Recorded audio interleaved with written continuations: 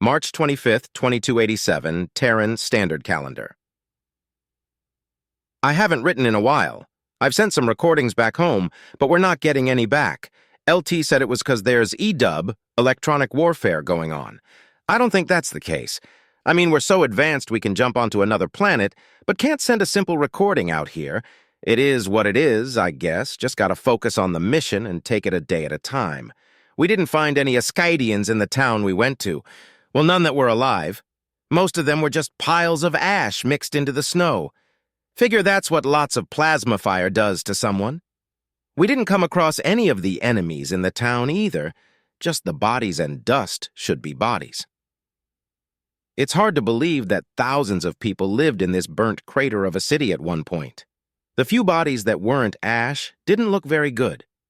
I'm not sure if it's 'cause the Eskadians looked like that to begin with or something else. I tell myself that's how they usually look. I try not to dwell on it too much. Tommy died this morning. He was our saw gunner, and he was a good dude. He never had any issues making us laugh when we were in the shit. Wish I had more things to say about him. I only knew him for a couple weeks. One second I was talking to him on security about his girl back in London, him showing me a frozen picture. The next, he had a hole in his head. I had to roll him off the gun and return fire into one of the buildings down the road. We buried him in the shallow snow in some courtyard. They say we don't have the resources to bring the bodies back. I kept the picture that Tommy had in his hand when he died. Maybe I'll try to find his girl and give it to her. He never had the chance to tell me her name. We're leaving this place tomorrow, grouping up with some guys from 1st Armor. We're supposed to be light infantry, but I'd welcome a ride on a tank. I've always wanted to do that. Shit looked like so much fun in those historical pictures, and now I'm living it. It's one thing seeing those badass pics in books and imagining yourself doing it. It doesn't feel as badass actually going through it. Just feels normal. Terran armor units were rare on Eskaido. The thick snow that permanently covered the planet made it near impossible for tracked vehicles to traverse the hilly terrain. Eskaido saw the first introduction of armored hovercraft. Terrain Joined Forces Doctrine TP-113 updated after Eskaido conflict. March 29th. 2287, Terran Standard Calendar Urban Ops was the most fun thing we did in training. It was different here. We lost almost half the platoon today. Well, we were already at half strength to begin with after the drop. It wasn't a day I feel like dwelling on right now. I just want to curl up in my snow hole and sleep. That's all I'm going to write for today. I wonder if there's snow back in Boston right now. It'd be nice to have one thing in common with my friends and family back home. The intense urban operations on Eskaido were a disaster for Terran forces. Inferior weapons and armor posed a challenge to Terran infantrymen tasked with breaching buildings. The point man in the breach was usually the lowest-ranking soldier on the team. Excerpt from CQC on an Alien World by Lance Corporal Andrew Flores. General Karn placed the book down on his desk before letting out a long sigh, deciding that the last entry for March was a good place to stop for a break. If he was hoping to get through the next 2 chapters this evening, he might need something a little stronger than this tea. He reached down and pressed a small button on the side of his desk, and one of his assistants made their way into the room.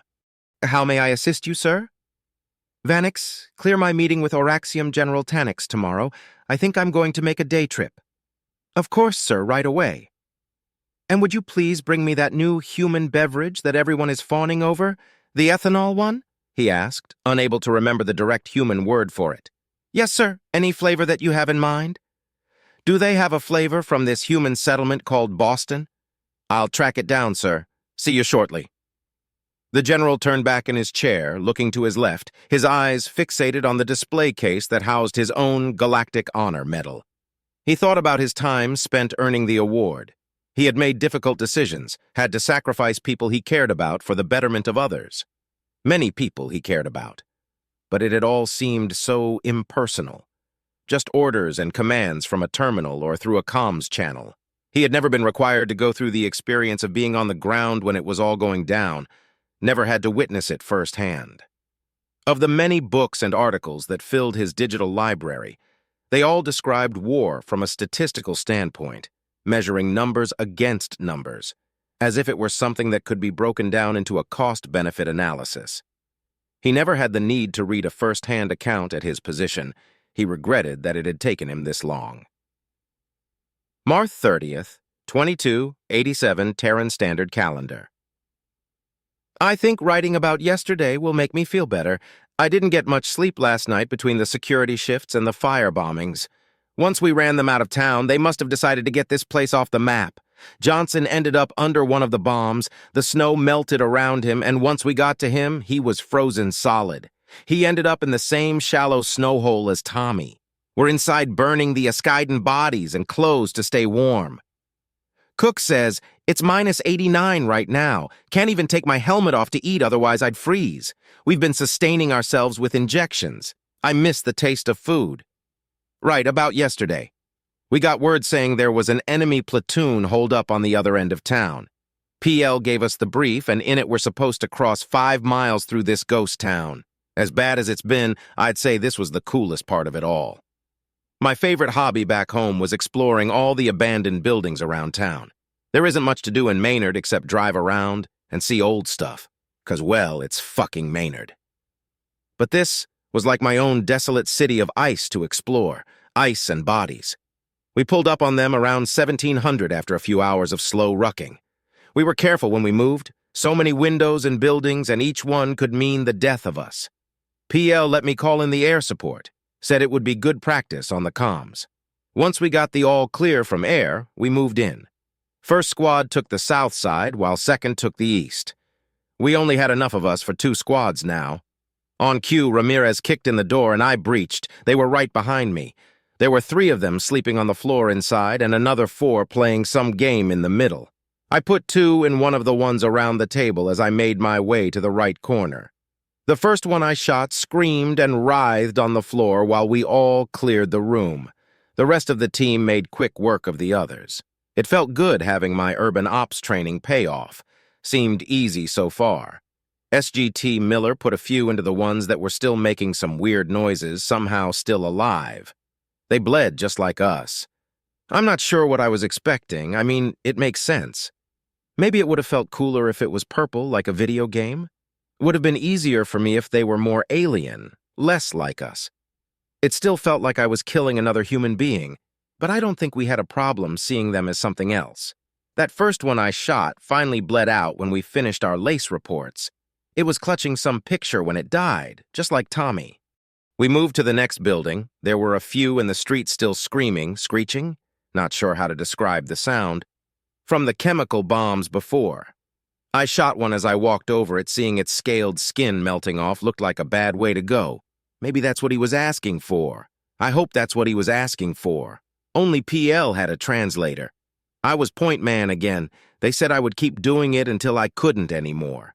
I know we don't have the means to bring back the bodies. I wonder if I'd be considered a body if I was only wounded. Kicked in the next door and did it again. It wasn't as clean the second time. Before I even got through the doorway, one of them pulled me to the ground. He saved my life in a way because the next 2 guys who entered the room got dropped. Last man SGT Graham had the saw and laid into the room. I was on the ground with one of these monsters on top of me, a serrated blade coming down at my face. We rolled on the ground while the machine gun fire grazed over top of us. I started to pull my own blade out with my one free arm.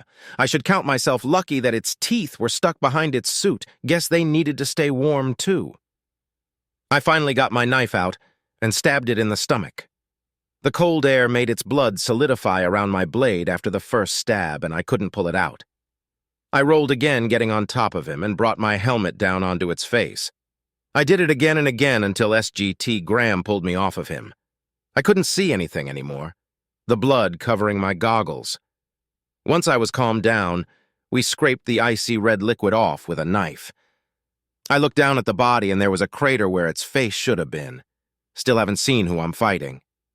We couldn't do anything to help Ramirez or McRae on the ground. Ramirez was still alive when we moved to the next building, shivering and gasping for air. SGT said there's nothing we can do to help. It's too cold. I would have felt better if we at least tried. Graham put down more covering fire as the last few guys of our squad moved to the final building. PL and the rest of the platoon seemed to be in their own fight on the other side of it. We consolidated into one team. I kicked in the door and did it again. They were ready for us this time. They didn't have much cover in the room, and I shot one in the face as I entered. I was nearly knocked back from something hitting my front plates, but was pushed forward by the rest of the team. Just following my training, I went to my corner like I'd been taught, peering over at what might be the next threat. I focused my rifle on the door to the next room. About that time, it opened up and something was thrown through. I didn't have to guess what it was as I hit the ground. Thankfully, one of the bodies was there to block the blast. I stood up as 3 of them came through the door. I saw all 3 of them fall to my shots. Once we were sure the building was clear, we met up with what was left of the platoon. We lost 8 in total, didn't have time to search the bodies or help anyone that was still alive. PL said we needed to move because there's enemy air coming in. We booked it out of there the way we came. I wonder if Ramirez was still alive when we left. We got back to the PB late that night. Supply crate had been dropped nearby. Being the last private that was still alive, I was one of the ones sent to grab it. You'd think that being able to traverse the stars and fight against aliens, we'd get the badass gear you see in all of those sci-fi stories. Guess a century without war really stagnates military advancement. What we have is way better than what it was 100 years ago, sure. But where's the energy shields and laser rifles? Maybe they have that stuff reserved for the high-speed special forces guys out here. We're staying in position for today, waiting on orders from higher, so I had the time to write this out. I didn't want to think about it, but it's best that someone records these kinds of things. Otherwise, nobody will ever know what we did out here. This way, nobody forgets the people we lost or the shit we did. On Eskaido, it was virtually impossible to render aid to fallen comrades. Once the environmental suit was breached and the cold air made its way in, the body shut down in minutes. The only historical conflict in Terran history that could even be comparable to Eskaido was the Korean War, which reached temperatures of -54 degrees Fahrenheit, 48 C. But they didn't have the luxury of temperature regulation suits back then. Excerpt from Eskaido, A Modern-Day Korean War, by GySgt Billy M.C., Riner III,